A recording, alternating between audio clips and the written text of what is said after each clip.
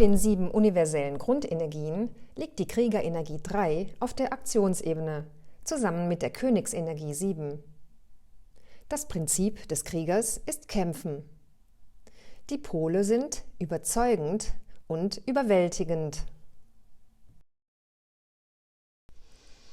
Als Kriegerin oder Krieger hast du viel Kraft und brauchst ein Ziel. Ohne Ziel fühlst du dich unnütz und überflüssig. Du brauchst etwas, worauf du deine Kraft richten kannst und das dich stolz macht. Eine sinnvolle Aufgabe vortrefflich auszuführen, erfüllt dich mit einem inneren Ehrgefühl. Du möchtest etwas bewegen. Du willst, dass die Dinge sich verändern. Und genau dafür stellst du deine Energie zur Verfügung. Wenn es jemanden oder eine Sache zu beschützen gilt, dann läufst du zur Hochform auf. Wehe dem, der deine Liebsten bedroht. Na, der kann aber ordentlich was erleben. Du siehst deine Menschen gern als Mitstreiter, Freund oder Feind. Mit wem hast du es zu tun? Wen kannst du respektieren und wen nicht? Wem vertrauen, wem nicht? Du magst es am liebsten direkt und konkret. Viele Worte, das ist auch nicht so deine Sache.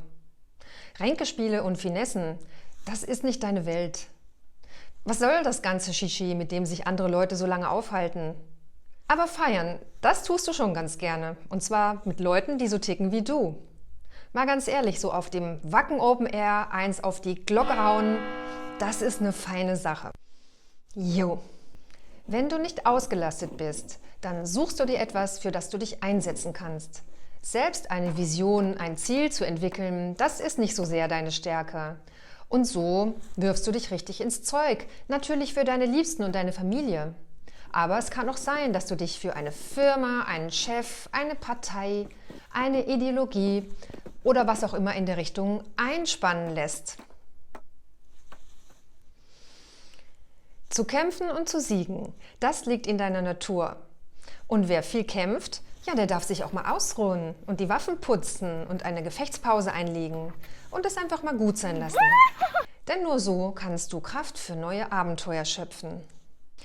Außerdem solltest du als Kriegerin oder als Krieger überprüfen, ob die Person oder die Sache, für die du kämpfst, immer noch so hehr und gerecht ist wie gedacht. Wie hat sich denn deine Sache entwickelt? Gut oder schlecht? Ist die Führung, sind die da oben immer noch in Ordnung? Wissen sie deine Leistung zu schätzen? Ja oder nein? Ist deine Partei oder deine Umweltorganisation immer noch auf dem richtigen Weg? Falls nein, ist es Zeit, die Kräfte zu bündeln und die Sache in Angriff zu nehmen. Denn die Aufgabe der Krieger im Kollektiv ist es, zweifelhafte Angelegenheiten wie tyrannische Führungskräfte oder aus dem Ruder geratene Ideologien wieder zurechtzurücken. Und das gelingt am besten mit Kameraden in gemeinsamer Sache. Ja, auch wenn es sich so anfühlt. Als Krieger brauchst du nicht immer alles allein zu machen.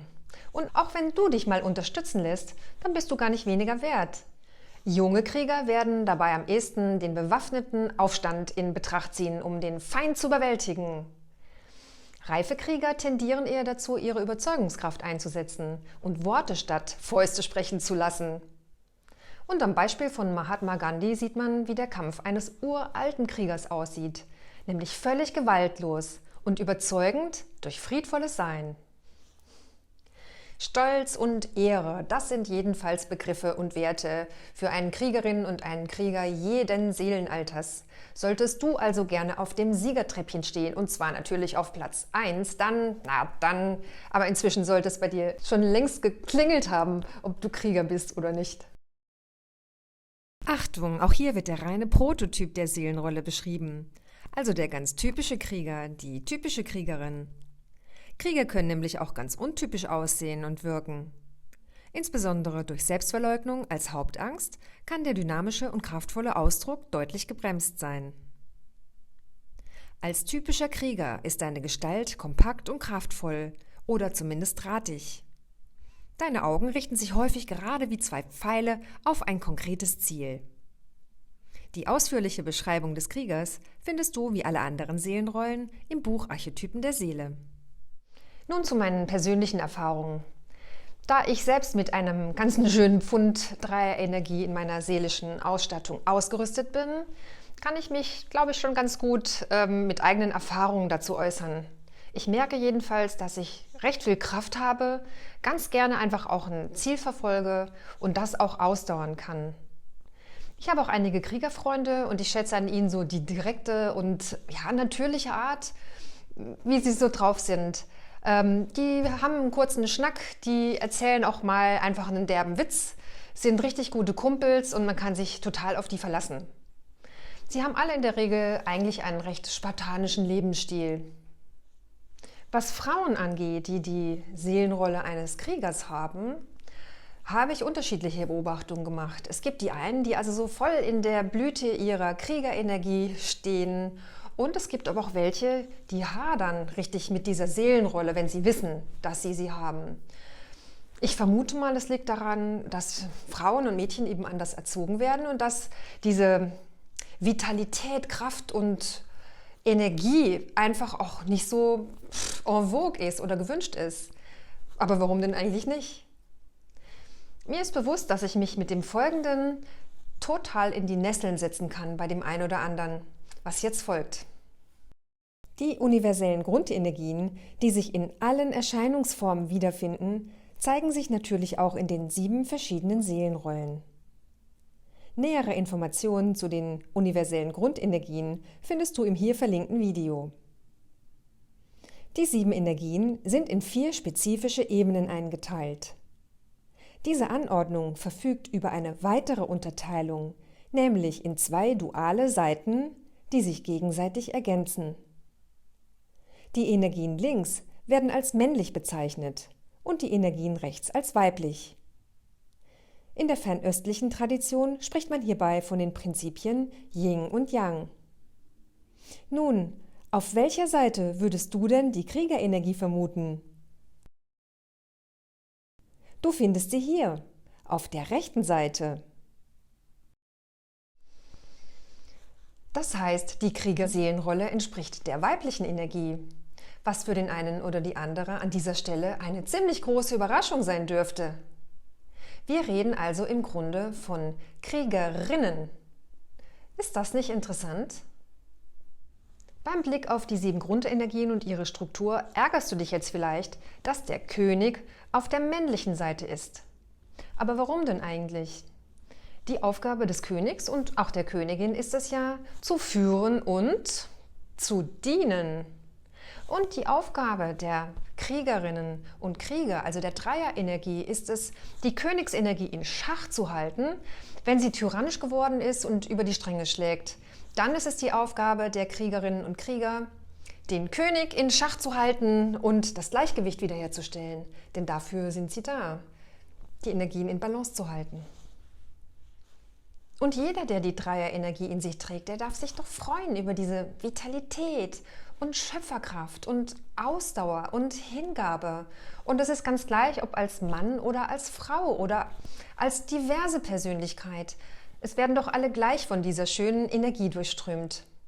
Und wenn du darauf bestehst, dass Männer und Frauen alle zu 100% gleich sein sollen, ja, dann steht dir diese Meinung selbstverständlich völlig zu. Wenn du dieser Ansicht bist, ja, ich möchte nämlich hier keinen Streit anfangen, was richtig ist.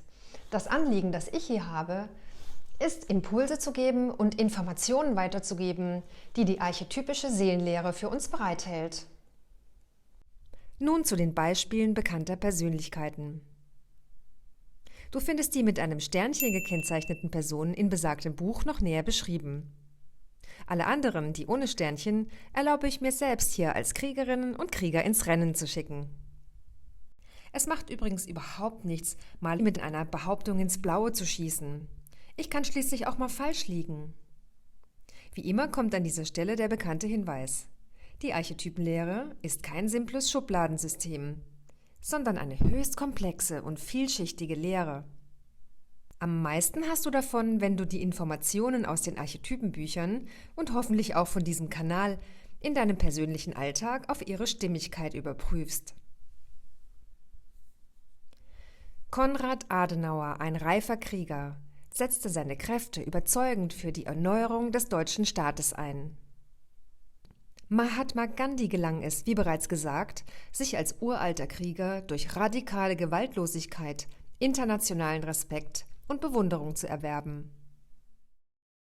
Die neue amerikanische Vizepräsidentin Kamala Harris, die bereits als Generalstaatsanwältin für ihren Kampfgeist berühmt war.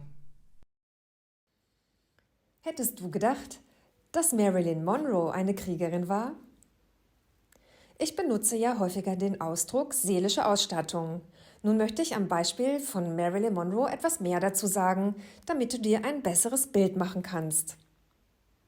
Marilyn Monroe war eine Kriegerin. Ihre Hauptangst war Märtyrertum. Ihre Nebenangst Selbstsabotage. Ihr seelisches Entwicklungsziel heißt beschleunigen. Ihr Modus war Zurückhaltung. Sie hatte die Mentalität einer Spiritualistin und ihr Reaktionsmuster war sexuell-intellektuell. Sie war eine reife Seele auf der 2. Stufe. Das ist die Matrix von Marilyn Monroe. Zur seelischen Ausstattung gehört aber noch mehr, nämlich der Weg, die Seelenfamilie und die Seelenfamilienaufgabe. Mehr Informationen zu all dem erhältst du hier in verschiedenen Videos hier auf meinem Kanal.